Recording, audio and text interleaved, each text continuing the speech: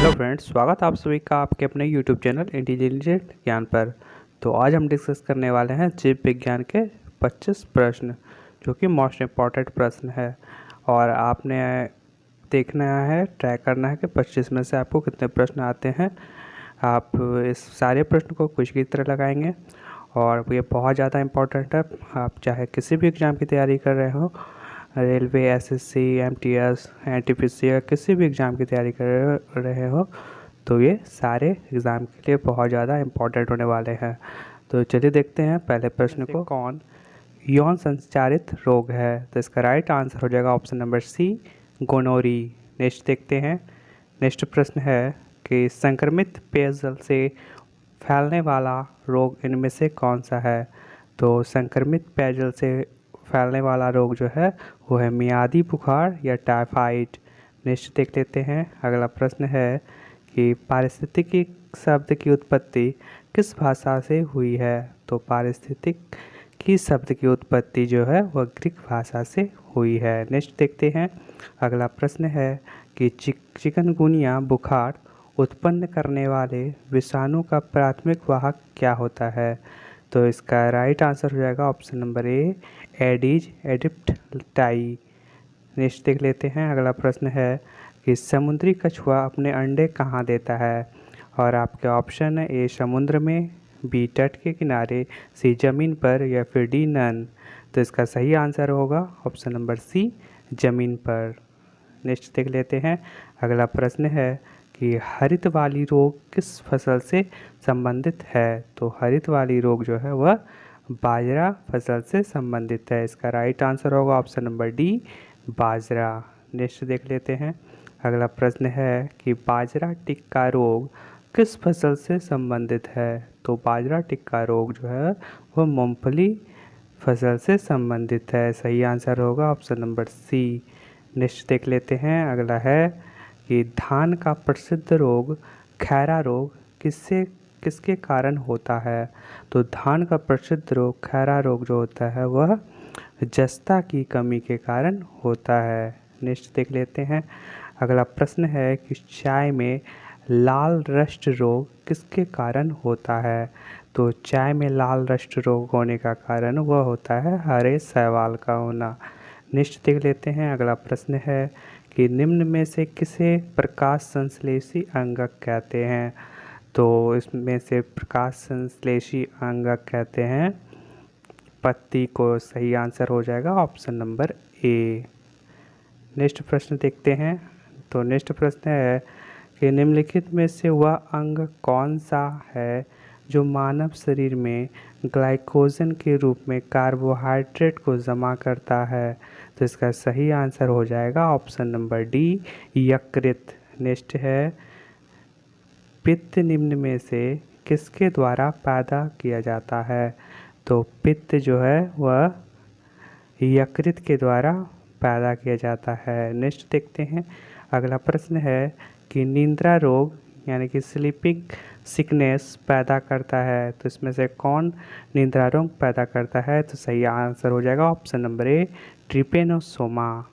Next है कि प्रातःकालीन धूप में मानव शरीर में निम्नलिखित में से कौन सा विटामिन उत्पन्न होता है? तो इसका सही जवाब हो जाएगा option number D, vitamin D. Next देख लेते हैं। अगला प्रश्न है कि विटामिन ई का रासायनिक नाम क्या होता है? तो विटामिन ई का रासायनिक नाम होता है टोकोफेरॉल। टोकोफेरॉल क्या होता है? विटामिन ई का रासायनिक नाम होता है। नेक्स्ट प्रश्न है कि रक्त स्कंदन में कौन सा विटामिन क्रियाशील होता है?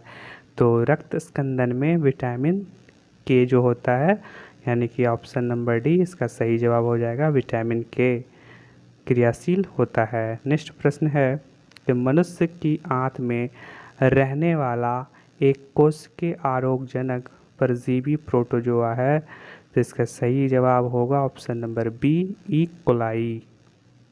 नेक्स्ट प्रश्न देख लेते हैं।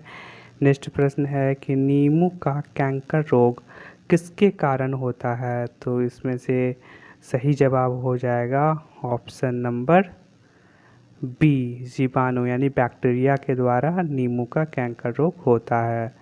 नेक्स्ट देख लेते हैं। अगला प्रश्न है कि सूर्य के प्रकाश की ओर बढ़ते हुए प्रवाह का मुड़ना क्या कहलाता है? तो इसका सही आंसर हो जाएगा ऑप्शन नंबर बी, हीलियोट्रॉपिज्म। नेक्स्ट देख लेते हैं।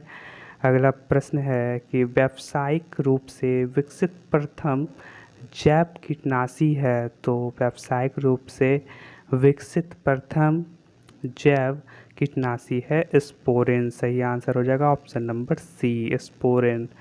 नेक्स्ट है कि लार किसके पाचन में मदद करती है? तो इसका सही आंसर हो जाएगा ऑप्शन नंबर बी, स्टार्च के। नेक्स्ट देख लेते हैं। अगला प्रश्न है कि अरक्तता रोग किसकी कमी के कारण होता है? तो अरक्तता रोग जो होता है वह हीमोग्लोबिन के कारण होता है। सही जवाब हो जाएगा ऑप्शन नंबर बी। नेक्स्ट प्रश्न है कि कवक सदैव है। तो कवक क्या है सदैव? तो विविधपोषी है या फिर स्वपोषी है, मृतोपोषी है या फिर परजीवी है? तो सही जवाब हो जाएगा ऑप्शन नंबर ए, यानी कि विविधपोषी है। नेक्स्ट है कि पृथक्करण का नियम किसने दिया था? तो पृथक्करण का नियम दिया था मैंडल ने, और इसका तो सही जवाब हो जाएगा option number C, Gregor Mendel. Next देख लेते हैं। नेक्स्ट है कि जीव विज्ञान शब्द का प्रयोग सर्वप्रथम किसने किया? तो जीव विज्ञान शब्द का प्रयोग सर्वप्रथम किया था लैमार्क तथा ट्रेविरेनस ने। नेक्स्ट देख लेते हैं। अगला प्रश्न है कि दांतों में निम्नलिखित में से क्या होता है? तो दांतों में जो होता है वो कैल्शियम होता है। नेक्स्ट देख लेते हैं। अगला प्रश्न है जो कि इसका आंसर आपको कमेंट बॉक्स में दिया बताना है आपको। तो प्रश्न है कि फलों का अध्ययन कहलाता है।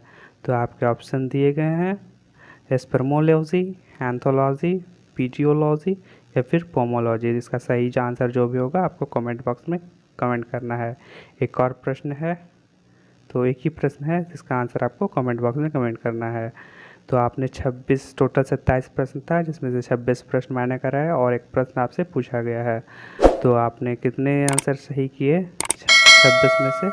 आप आंसर कमेंट बॉक्स में कमेंट जरूर कीजिएगा। तो मिलते हैं नेक्स्ट पार्ट में नेक्स्ट प्रश्नों के साथ। तो आज के लिए बस इतना ही। Thank you so much.